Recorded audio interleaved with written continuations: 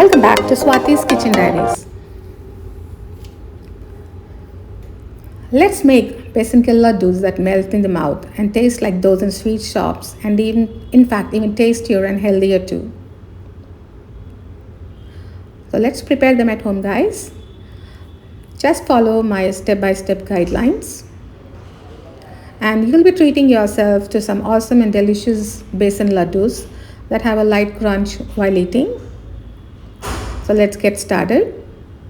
So into a heavy bottom pan, I'm taking half cup of ghee, and when it melts, I'm adding in 2 cups of besan powder. So this measuring cup is 236 grams. That is 472 grams of besan approximately.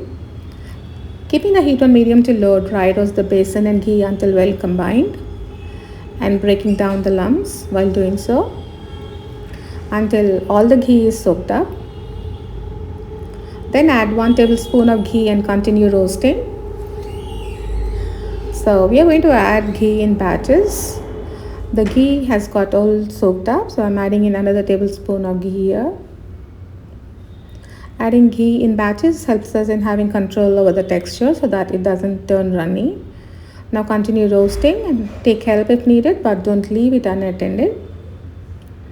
Patience, arm strength and correct ratio of the ingredients is the key to make delicious laddus. And this process can take anywhere from 25 to 30 minutes depending on your pan size and the texture of besan. So rather than time, look out for the signs of cooking like color change and smell. And when you see the signs like oil being released, you can see the texture has changed, guys. Now turn off heat and transfer it into a large bowl and allow it to cool down a little. Remember that the mixture should be hot enough that you can handle comfortably and not completely cool down, as the laddus will not bind then. The besan mixture has cooled and thickened, as you can see. So let's go ahead and add. Now this is 1 teaspoon of fine cardamom powder. Grind some cardamoms and save to get a fine powder.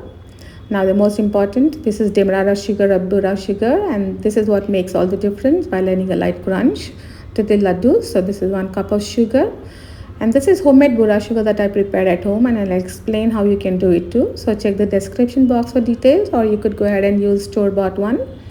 Now add the sugar too. You could coarse grind the regular sugar too, but that crunch will be missing. So try your best to add burra or demerara sugar only, guys, to get that perfect texture and taste. Now combine all the ingredients together so that the flavors get distributed evenly. Do this quickly before the besan mixture cools down completely, or else the binding will not take place. Now scoop up some mixture and form into balls. If your laddus don't bind, don't panic. I've given some helpful tips. You can check in the description box and you'll be surprised at how good your laddus will turn out at the end. Once the laddu binds, give gentle flips to get a smooth and even texture on surface. Do likewise for making the remaining laddus. So guys, remember the ratio of ingredients is very much important. 2:1:1.